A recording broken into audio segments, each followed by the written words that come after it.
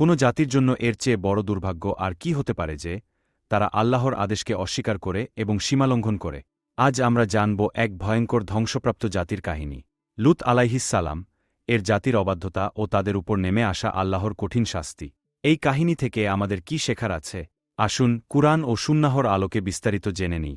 লূত আলাইহিসসালাম ছিলেন ইব্রাহিম আলাইহিসসালাম এর ভ্রাতুষ্পুত্র এবং আল্লাহর এক মহান নবী।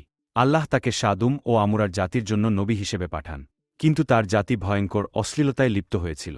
আল্লাহ বলেন, তোমরা তো নারীদের পরিবর্তে পুরুষদের কাছে গমন করো, বরং তোমরা সীমালঙ্ঘনকারী জাতি। সূরা আল-আরাফ। এটা ছিল এক ভয়াবহ গুনাহ, যা আগে কোনো জাতি করেনি। লূত আলাইহিসসালাম তাদের বারবার সতর্ক করেছিলেন, কিন্তু তারা শোনেনি। বরং তারা লূত আলাইহিসসালামকে উপহাস করত এবং বলত, তুমি যদি আমাদের কাজ মেনে না নাও, তাহলে আমরা তোমাকে শহর থেকে বের করে দেব। সূরা আশ-শুআরা। যখন লূত আলাইহিসসালাম বুঝতে পারলেন যে এই জাতি কখনো সঠিক পথে ফিরবে না, তখন তিনি আল্লাহর কাছে দোয়া করলেন। আল্লাহ বলেন, অবশেষে আমি উল্টে দিয়েছি সেই জনপদকে এবং তার ওপরে স্তরে স্তরে প্রস্তর বর্ষণ করেছি। সূরা হুদ। চলুন জেনে নেই কিভাবে আল্লাহ তাদের ধ্বংস করেছিলেন। ১. ভয়ঙ্কর ভূমিকম্পে শহর কেঁপে ওঠে। ২. আকাশ থেকে আগুন ও পাথরের বৃষ্টি, যা তাদের ধ্বংস করে দেয়। ৩.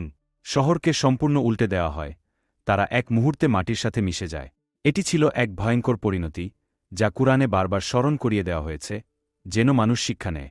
এই ঘটনা থেকে আমরা শিখলাম: ১. পাপ কাজ সমাজকে ধ্বংস করে। অশ্লীলতা ও অনৈতিক কাজ আল্লাহর কাছে চরম ঘৃণিত। ২. সত্য গ্রহণ করতে শিখতে হবে। যারা আল্লাহর নবীর উপদেশ অস্বীকার করে, তারা ধ্বংসের দিকে ধাবিত হয়। ৩. আল্লাহর শাস্তি থেকে বাঁচতে হলে তার পথে চলতে হবে। শুধু নামাজ, রোজা করলেই হবে না, আল্লাহর সকল আদেশ পালন করতে হবে। ৪. আল্লাহর রহমত পেতে হলে তাকওয়া অর্জন করতে হবে। যারা আল্লাহকে ভয় করে, তাদের জন্য জান্নাত অপেক্ষা করছে। আল্লাহ বলেন, যারা আল্লাহ ও তার রাসূলের আদেশ মান্য করবে, তারা জান্নাতে প্রবেশ করবে, আর যারা অবাধ্য হবে, তাদের জন্য রয়েছে জ্বলন্ত আগুন। সূরা নিসা। লূত আলাইহিসসালাম এর জাতির পরিণতি আমাদের জন্য একটি বড় শিক্ষা। এমন অভিশপ্ত ধ্বংসপ্রাপ্ত জাতির মতো পরিণতি আল্লাহ যেন আমাদের না করেন। আমিন।